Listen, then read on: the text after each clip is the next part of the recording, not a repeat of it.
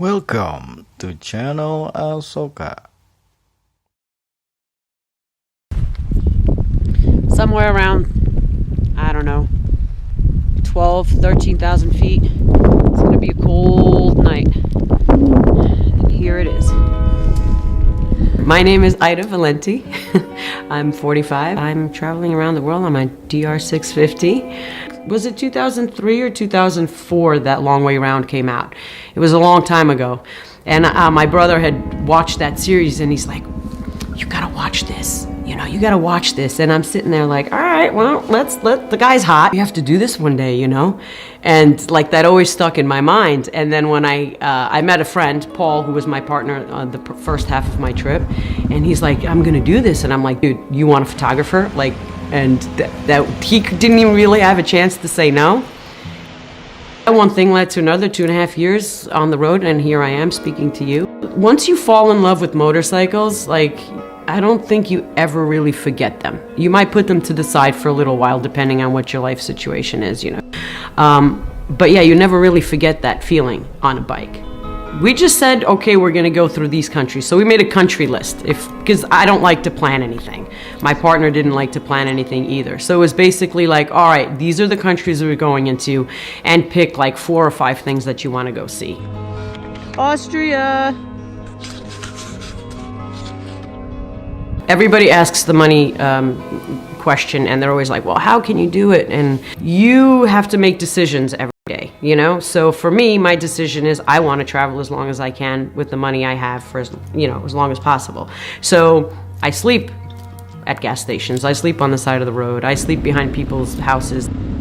For me, that's part of the trip though. It's part of the experience. It was a cold night last night. Not just from like us being cold. The cold was coming down in from the ground. Here's all the frost. We did stay in a gorgeous area. Our tent is drying. Being uncomfortable, it's okay. So it's all right, you know? The next day when you wake up, it's funny, you're like laying in your tent and there's a dog barking or there's traffic or something happens and you're like, oh, my back hurts. I'm so uncomfortable right now.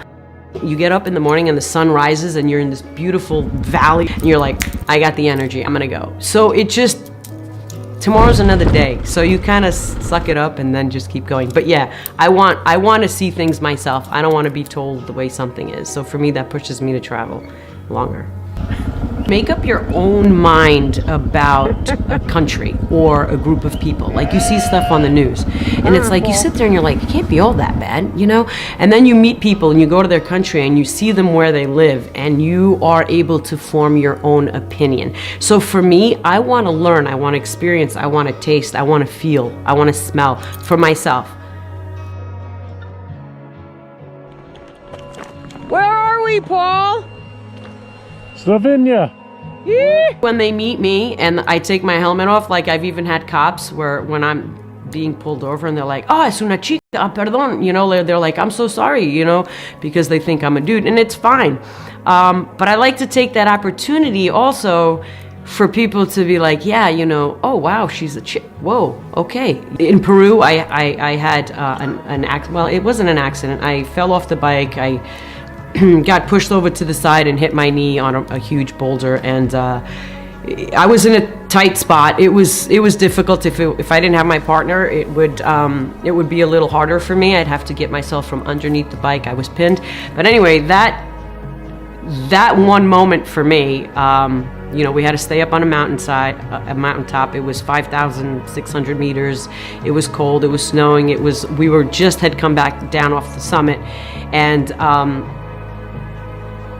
that moment for me was really cool because it showed me how tough I really am, or what I didn't think I can do, or if something arises, you always guess like, will I do this? Will I be okay? But that moment, it could have been terrible, and the way you think about things, and you have to put yourself, and you're actually dealing with the situation you thought you might be dealing with, and you did it okay, and you came out the other side. It doesn't matter where you are, like you saw it in a magazine somewhere, or you saw it on Long Way Around, or you saw it on some other documentary, and all of a sudden now you're there. It's important for us to do what we like. It's important for us to push ourselves out of our comfort zone. It's important for us to keep growing. We stay in a bubble most of our lives and we take everything at face value. Like that's what you're fed. And once you start traveling, for me it's traveling on two wheels, but you could do it in a combi, you could take an airplane, whatever it is, go out, explore, if that's what you're passionate about. And you'll see that the world, it's totally different everywhere, but in the end, it's all the same.